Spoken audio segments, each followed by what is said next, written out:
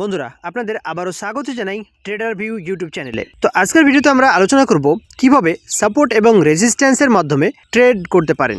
বিশেষ করে নতুন যারা ট্রেডার রয়েছেন তাদের জন্য এই ভিডিওটি খুবই হেল্পফুল হবে, কারণ অনেকে এমন আছেন যারা সাপোর্ট এবং রেজিস্ট্যান্স ম্যানুয়ালি ড্র করতে জানেন না, তাদের জন্য এই ভিডিওটি খুবই উপকারী হতে পারে। তো চলুন আমরা আজকে দেখাবো কিভাবে সাপোর্ট এবং রেজিস্ট্যান্সের মাধ্যমে আপনারা ট্রেড নিতে পারেন এবং এক্সিট করতে পারেন। তো বন্ধুরা, যেমনটা আপনারা জানেন আমরা চার্ট অ্যানালিসিসের জন্য বেশিরভাগ অ্যাঞ্জেল ওয়ান অ্যাপ্লিকেশনটিকেই ব্যবহার করে থাকি এবং অ্যাঞ্জেল ওয়ানের ইনস্টাডের মাধ্যমেই বিভিন্ন রকমের চার্ট অ্যানালিসিস করে আপনাদের দেখাতে থাকি। তো এইবারও আমরা অ্যাঞ্জেল ওয়ান অ্যাপ্লিকেশনটিকে ওপেন করে নেব, এরপর ডিসকভার অপশনে ক্লিক করে ইনস্টাডেট নামক অপশনটি খুলে নেব।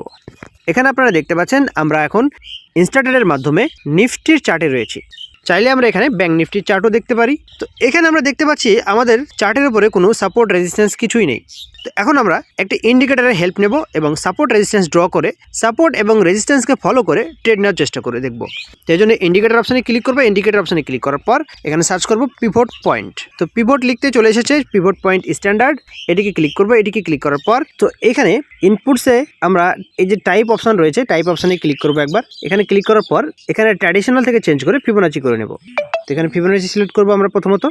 এরপর স্টাইল অপশনে ক্লিক করবো। স্টাইল অপশনে ক্লিক করার পর আমরা এখানে এক একটি কালারকে চেঞ্জ করে আলাদা আলাদা করে নেব। প্রথমত পিভটের যে পি রয়েছে এই পি এর কালারটি আমরা চেঞ্জ করে ইয়েলো করে দেবো এবং থিকনেস বাড়িয়ে দেবো।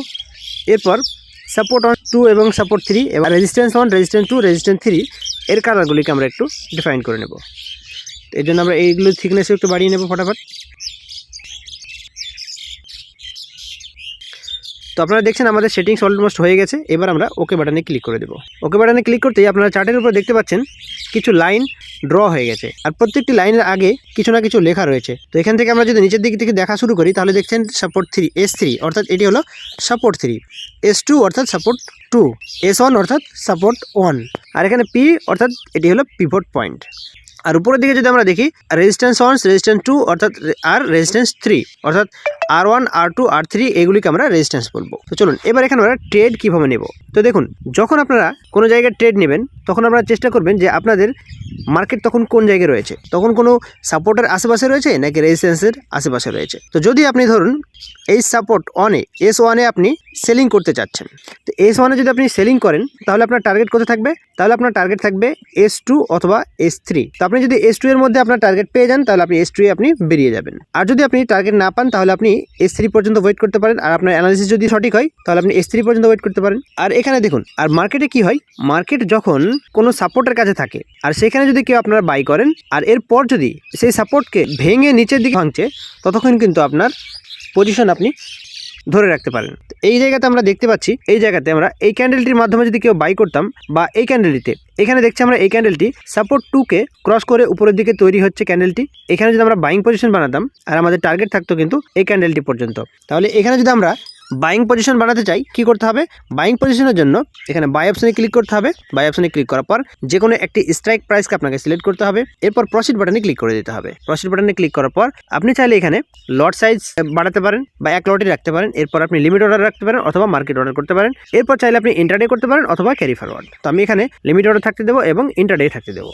এরপর আপনাকে বাই অপশনে ক্লিক করতে হবে। বাই অপশনে আপনি যেমন ক্লিক করবেন আপনার সামনে আসবে কনফার্ম বাই অপশন। তো এখানে আপনি যেমনই ক্লিক করবেন কনফার্ম বাই অপশনের উপরে তখনই কিন্তু আপনার অর্ডারটি এক্সিকিউট হয়ে যাবে।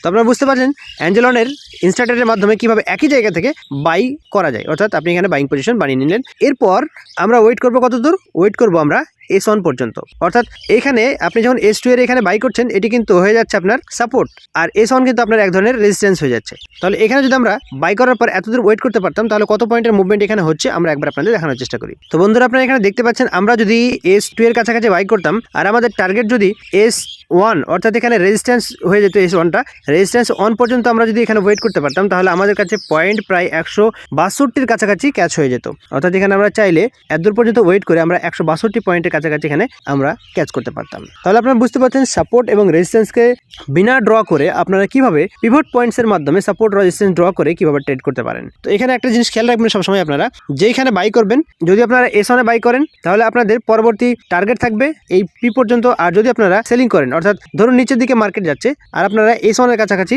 সেলিং পজিশন বানালেন তাহলে আপনাদের টার্গেট থাকবে S2 এর কাছাকাছি, অর্থাৎ যখনই S2 আপনাদের হিট করবে তখন কিন্তু আপনাদের পজিশন থেকে এক্সিট হয়ে যেতে পারেন।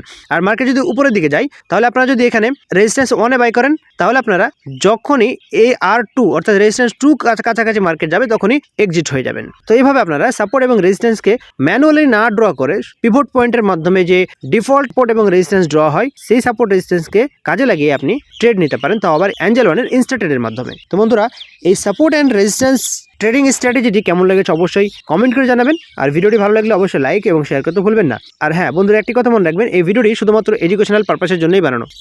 অথবা এই ভিডিও দেখার পর কেউ হুটপাট করে ট্রেড নিতে যাবেন না। প্রথমত মার্কেটকে শিখুন, টেকনিক্যাল অ্যানালাইসিসকে বুঝুন, এরপর কিছুদিন আপনারা এগুলিকে নিয়ে ব্যাক টেস্ট করুন। রেজাল্ট ভালো হলে তবে আপনারা ট্রেড করবেন।